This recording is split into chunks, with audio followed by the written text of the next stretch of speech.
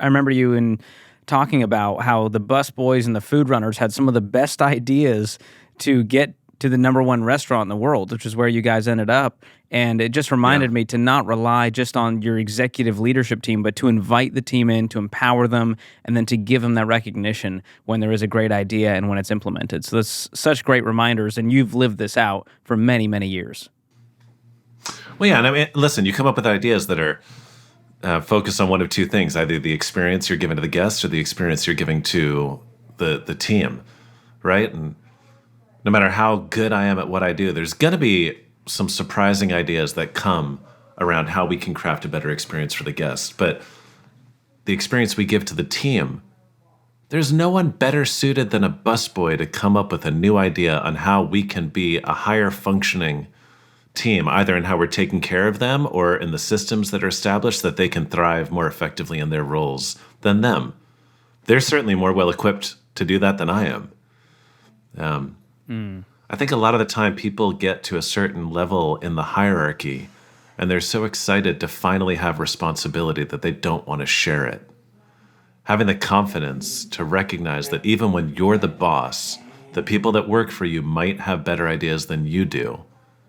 I think that's a dramatic secret to success. Yeah, you got to swallow your pride there and admit that the team may have some great ideas and I'm not the savior here. That's huge.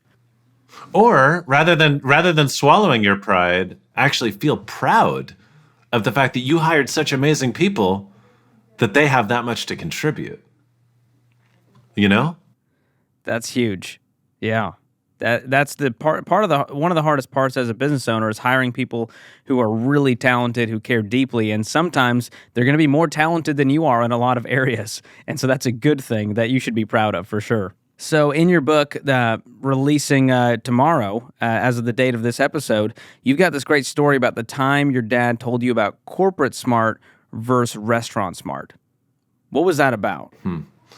Yeah, and this, by the way, does not apply just to restaurants. I think it applies to all businesses. So I worked for a guy named Danny Meyer, who's one of the great restaurateurs in America, and he's grown his company to the point where it's a very big company. But when I worked for him, there were only 4 restaurants. And I loved my job there, but my dad effectively made me quit to go work for a company called Restaurant Associates, a big, big company. And the reason he did was because of this exact thing that you're bringing up. He said that Danny's company was restaurant smart, and he wanted me to learn from a company that was corporate smart in hopes that one day I could build a company that was both restaurant and corporate smart. The distinction between those two things he would describe as where the highest paid people worked. Were they in the restaurants themselves, or were they at the corporate level? Because where the highest people work dictates a lot about what the company is. And really, it's a conversation around control versus creativity.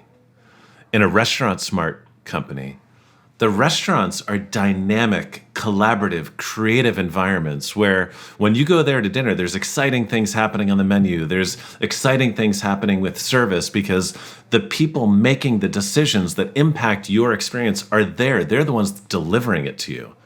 I talk about feeling that sense of ownership. They don't have like bumpers in a bowling alley. They can color outside of the lines and they can do what feels right. And they know better than anyone what feels right because they're there serving their guests. That said, because there's no corporate oversight, there are no controls, and those businesses end up being a lot less profitable. On the corporate smart side, there's high-functioning accounting, HR, purchasing departments who can really streamline the operations and build in the kind of operational efficiencies that make those businesses great businesses. And the thing I learned doing both is, my gosh, there is unbelievable tension between control and creativity. But both of those things are required if you want to do something of significance. Because at the end of the day, the more profitable a business is, the better it can be because it has more resources to invest in making the experience great. And at the same time, empowering the people on the front line to actually come up with their own ideas and feel the sense of empowerment and autonomy that they've really owned the experience, it results in them giving much more of themselves to it. And so understanding that those are both important, understanding that there will always be tension between them, it's about leaning in and embracing that tension and really working hard to thread the needle.